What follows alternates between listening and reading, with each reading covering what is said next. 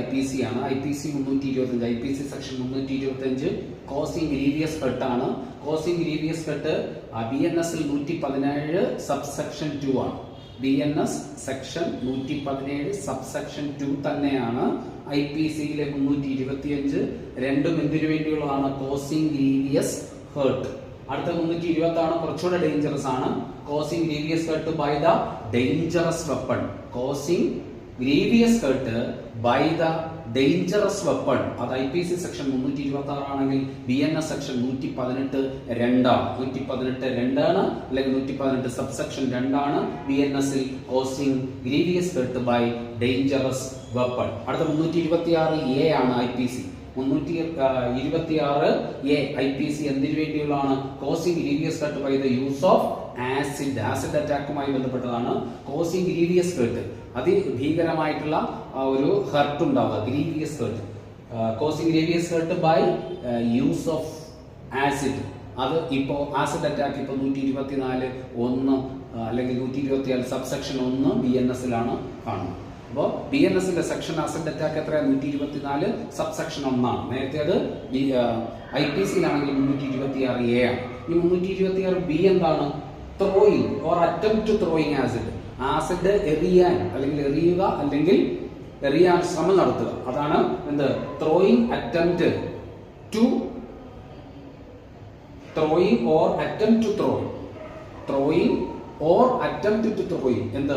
Acid. അത് 326B ആണ്.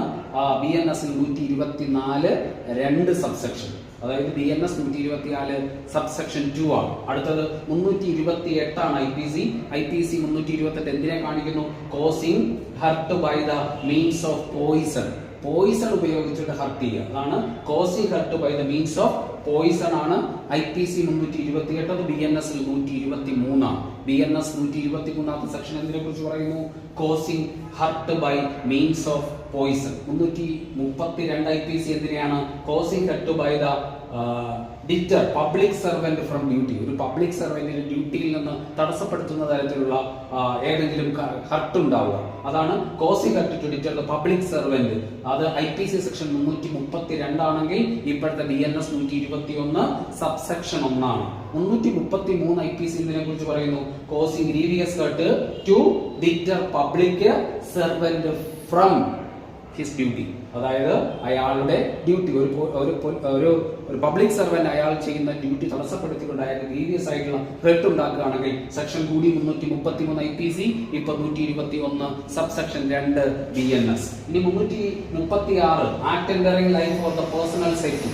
ഇവിടെ ഒരു ആക്ട് എൻഡേഞ്ചറിംഗ് ലൈഫ്, അപകടം, അതായത് ഒരു മനുഷ്യന്റെ ലൈഫുമായി ബന്ധപ്പെട്ട് അവന്റെ ലൈഫിന് എൻഡേഞ്ചർ ഉണ്ടാവുക. Act endangering life or personal safety, അതിനുവേണ്ടിയുള്ള സെക്ഷൻ IPC 336 ആണെങ്കിൽ BNS 125 ആണ്. BNS 125 സെക്ഷൻ തന്നെയാണ് IPCയിൽ 336 act endangering life or personal safety. 337 കുറച്ചുകൂടെ കട്ടികളാണ്. 337 IPC എന്തിനെ കുറിച്ച്?